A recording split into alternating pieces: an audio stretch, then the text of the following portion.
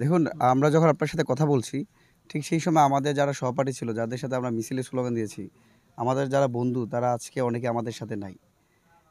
আজকে আমি এখানে যেখানে আছি শহীদ রিফাতের বাসায়। তার বন্ধুরা আমার সাথে আছে যারা একসাথে স্লোগান দিয়েছে। আজকে রিফাত কবরে শায়িত। আমাদের শহীদ রিফাত আর তার বন্ধুরা এখানে আছে। এবং তার মামার সাথে কথা হলো বিভিন্ন বিষয় নিয়ে। সে মাদ্রাসার শিক্ষার্থী ছিল। একমাত্র সন্তান, তার বাবা নাই। পড়াশোনার পাশাপাশি তার পরিবার চালানোর জন্য সে টুকটাক কাজ করত। আজকে কিন্তু তার মা একদম সর্বস্ব হারিয়ে ফেলছে।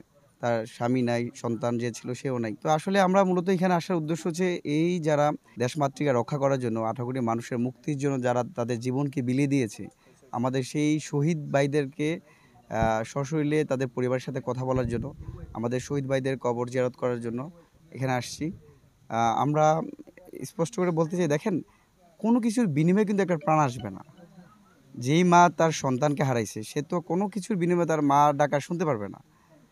তো রাষ্ট্রের জন্য, দেশের মানুষের জন্য যারা এত বড় স্যাক্রিফাইস করেছে, আমরা এখানে আসছি তারা যেন তাদের প্রাপ্য সম্মানটা পায়, তাদের মর্যাদা পায়। আমরা বলছি যে রাষ্ট্র পুনর্গঠন করা হবে। পুনর্গঠন আগে আমরা মনে করি যে আমাদের আহত যে সকল যোদ্ধা আছে তাদেরকে সুচিকিৎসার মাধ্যমে তাদেরকে সুস্থ করে তোলা, এবং যারা শহীদ হয়েছে শহীদ পরিবারগুলোকে পুনর্বাসন করে আমাদের রাষ্ট্রের পুনর্গঠন একটা প্রধান দায়িত্ব। তারই প্রেক্ষিতে আমি আজকে দাউদকান্দি উপজেলাতে আসছি। আমাদের এখানে ৩ জন শহীদ হয়েছিলেন।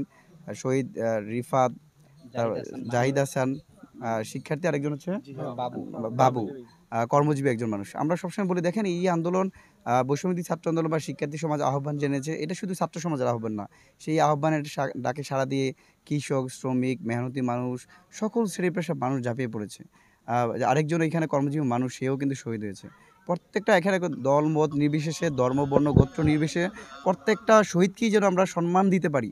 এই দল হলে সম্মান বেশি হবে, তার নামটা আসবে, ওই দল হলে আসবে না। এই যে বাংলাদেশের যে কালচার, একটা টেবু রয়েছে, সেটা যেন আমরা ভেঙে একদম প্রত্যেকটা মানুষকে মূল্যায়ন করতে পারি, তার জন্য এখানে আসছি।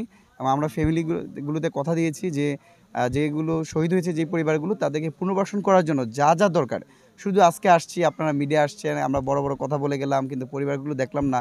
এটা বাংলাদেশের সংস্কৃতি, আমরা সেটা চাই না। পরিবারগুলোকে যেন পুনর্বাসন করতে পারি এবং স্থায়ী সমাধান হোক। আপনি জানেন, ইতিমধ্যে অন্তর্বর্তীকালীন সরকারের মাননীয় প্রধান উপদেষ্টা ডক্টর মোহাম্মদ ইউনূস স্যারও বলেছেন একটা ফাউন্ডেশন তৈরি করা হয়েছে, যেই ফাউন্ডেশনের মাধ্যমে প্রত্যেকটা শহীদ পরিবারকে তারা স্থায়ী একটা সমাধান করা হবে। যেই সকল পরিবারে শিক্ষিত লোক আছে তাদেরকে সরকারি চাকরি দেওয়ার ব্যবস্থা, বা যারাই যেই পরিবারে আছে তাদেরকে যেন স্থায়ীভাবে বন্দোবস্ত করা যায়, সেই প্রক্রিয়া চলছে। আমরা বৈষম্যবিরোধী ছাত্র আন্দোলন সেই কাজকে সহায়তা করছি, কার্যক্রম করার চেষ্টা করছি। আমাদের সেই ধারাবাহিকতা থাকবে। তাদের কাছে আমরা আজীবন কৃতজ্ঞ, আজীবন ঋণী। যতদিন বাংলাদেশ থাকবে, যতদিন দেশের মানুষ থাকবে, ততদিন শহীদ রিফাত, শহীদ জাহিদ যারাই আছে তাদেরকে আমরা গভীর শ্রদ্ধাভাবে স্মরণ করব। এবং শুধু শ্রদ্ধার মধ্যে নাই, আমরা ইমোশন দেখিয়ে না, ইমোশনের সাথে সাথে যেন আমরা পুনর্বাসন কাজটা করতে পারি।